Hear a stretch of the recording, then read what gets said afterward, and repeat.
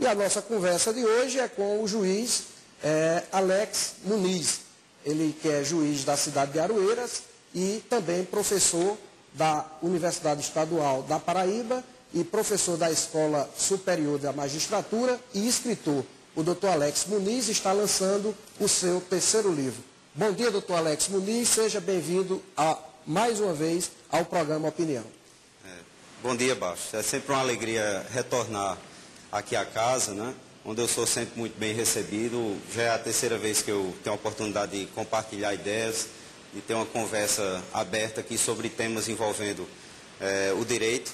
Aí, nessas oportunidades, eu sempre reencontro amigos como você, né? Com os quais eu tive a oportunidade de trabalhar durante um certo tempo, quando fui procurador, ainda quando eu era advogado aqui na cidade de Campina Grande. E estamos aqui para iniciar esse bate-papo sobre temas que interessam não só, na verdade, aos operadores do direito, à comunidade jurídica, mas também temas que envolvem o interesse, né, da população como um todo, porque são temas do direito constitucional que envolvem os principais, digamos, direitos e prerrogativas dos cidadãos. Doutor Alex, a gente começa exatamente falando sobre o livro. O senhor estará lançando essa terceira obra no final de outubro. Fala um pouco sobre esta obra. Bem, como você ressaltou, esse é o meu terceiro livro, né, minha terceira obra, e é uma grande satisfação poder vê-la publicada, né, sobretudo publicada por uma editora de âmbito nacional, porque, na verdade, nós autores, nós não temos tanta preocupação com vendagem, com essa questão de marketing da obra. O que nos preocupa sobremaneira é a questão da leitura, né? Nós que escrevemos queremos ser lidos, né? E para que esse projeto dê certo, qualquer projeto, programa editorial dê certo, é absolutamente imprescindível que haja uma rede de distribuição da obra em todos os locais do território nacional.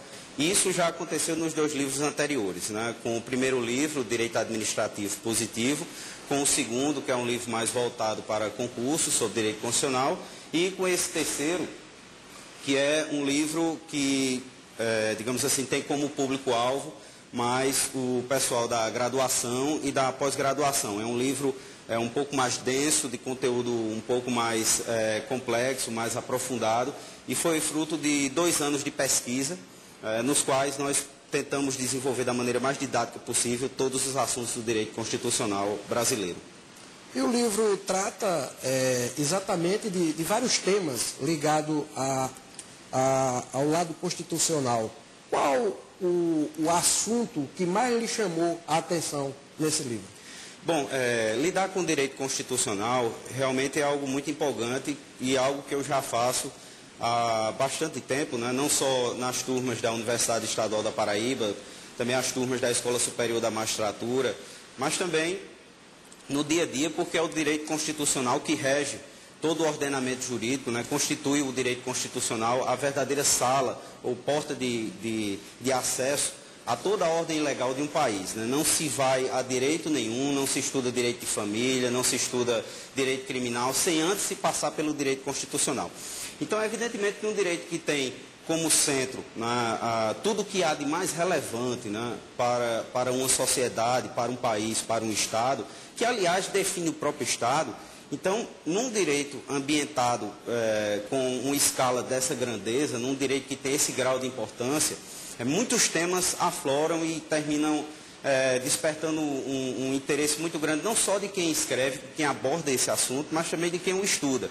Como é o caso, por exemplo, da questão dos direitos fundamentais do cidadão, né? São direitos que todos deveriam conhecer, né? Não só estudantes de direito, profissionais do direito, mas todo e qualquer cidadão deveria ter a plena consciência dos direitos que possui, até para que pudesse cobrar mais dos seus representantes políticos, né? Dos seus governos, respectivamente. Há outros temas também muito relevantes, como esses que ocupam o espaço da mídia, o julgamento de crimes envolvendo aspectos políticos e não só tão somente aspectos penais, como é o caso do julgamento do mensalão, como é o caso da política de cotas em universidades, como é o caso, por exemplo, da normatização do STF com relação a temas envolvendo o aborto.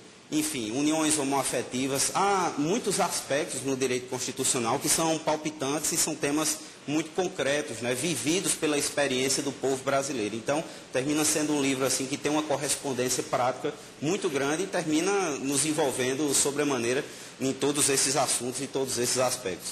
O que me chama a atenção, doutor Alex, nessas últimas eleições, especialmente aqui na Paraíba, é a judicialização das eleições, da política. Aqui em Campina Grande mesmo, a gente tem um exemplo dessa briga jurídica entre o PT e o PP, da Daniela Ribeiro e do Alexandre Almeida. Como o senhor vê e abordou esse tema, judicialização da política, no seu livro?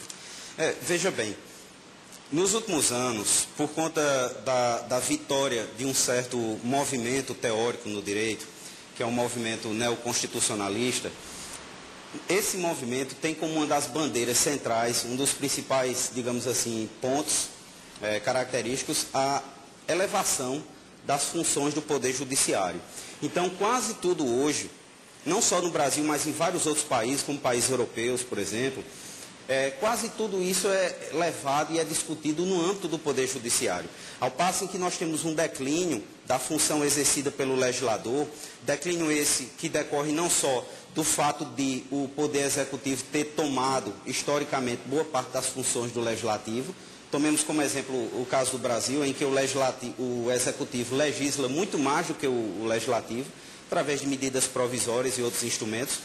Com a ascensão desse movimento, Bastos, chamado neoconstitucionalismo, o Judiciário passa a ter um rol de funções bem mais amplo. E isso, claro, reflete na justiça eleitoral. Então, quase tudo hoje, no direito e no âmbito do direito eleitoral, é levado em termos de, digamos, de demanda judicial.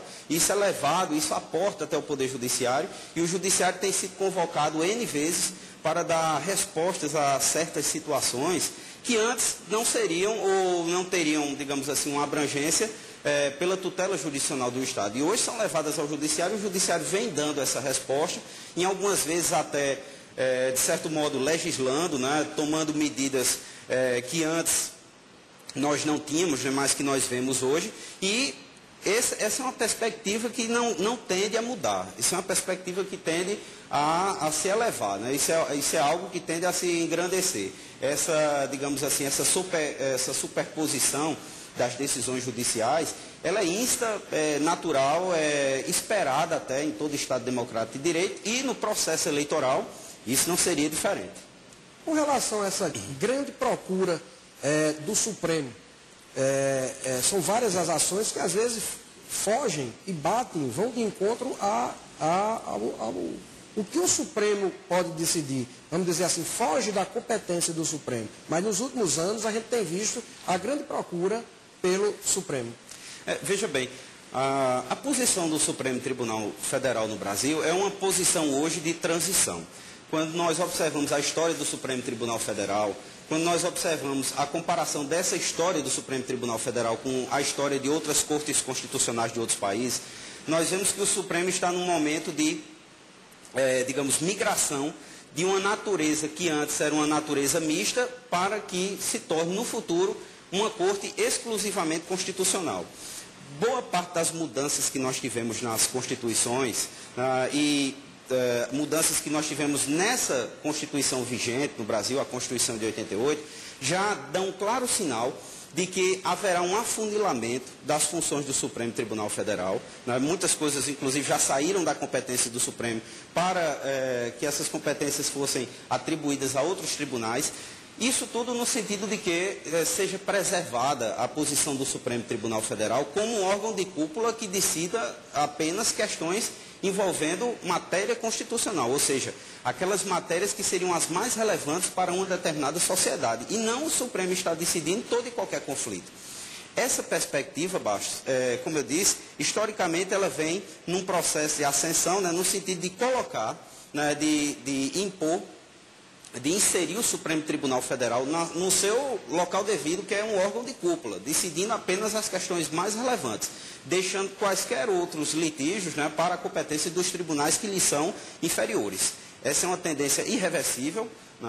No Brasil vem acontecendo lentamente, mas ainda assim vem acontecendo. A tendência é que isso aumente. A partir de hoje, doutor Alex, a gente sabe que os ânimos estarão acirrados. As candidaturas, os candidatos e as coligações, elas intensificam o trabalho visando o pleito de 7 de outubro, que é no próximo domingo. Como o senhor tem acompanhado e como tem desenvolvido o trabalho para manter a paz, a tranquilidade e garantir o direito do cidadão de escolher o seu representante a partir do próximo domingo? Veja bem, as funções na Justiça Eleitoral, elas não são funções fáceis de serem exercidas, né? Sobretudo em eleições municipais. Em eleições municipais ocorre um acirramento dos ânimos, né? Ocorre um envolvimento muito mais do que político, ocorre um envolvimento pessoal, até porque na história e nos registros que nós temos da administração pública brasileira, e aí não só da região de Campina Grande, da Paraíba ou do Nordeste, há um grande número de pessoas que têm interesses diretos, né, que certos candidatos venham a ocupar o poder. São pessoas que fazem campanhas defendendo o próprio contra-cheque. Cargo comissionado, infelizmente, é o que mais existe no Brasil. Enfim, enquanto não houver uma limitação disto, né, uma mudança de educação governamental no país, no sentido de que os cargos comissionados venham a ser ocupados por pessoas concursadas, né, sobretudo por pessoas concursadas, então muitas pessoas se envolvem na política, muito mais por propostas partidárias, mas por um outro lado, que seria o lado da defesa até do patrimônio pessoal, né? A defesa da sua feira, como se diz por aí. Isso faz com que a Justiça Eleitoral tenha um trabalho agigantado, né? Um trabalho, digamos assim, hiperpotencializado. Por quê?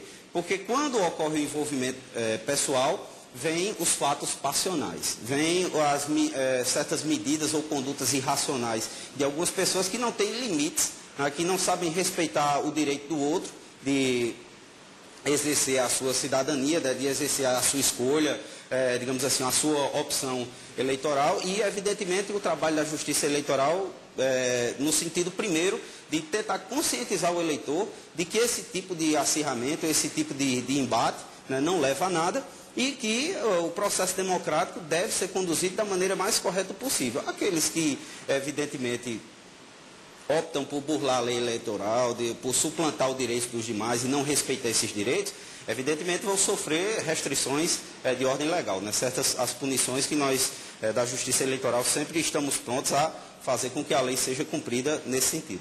Ok, doutor Alex, a gente vai ao intervalo e volta daqui a pouco com mais programa Opinião.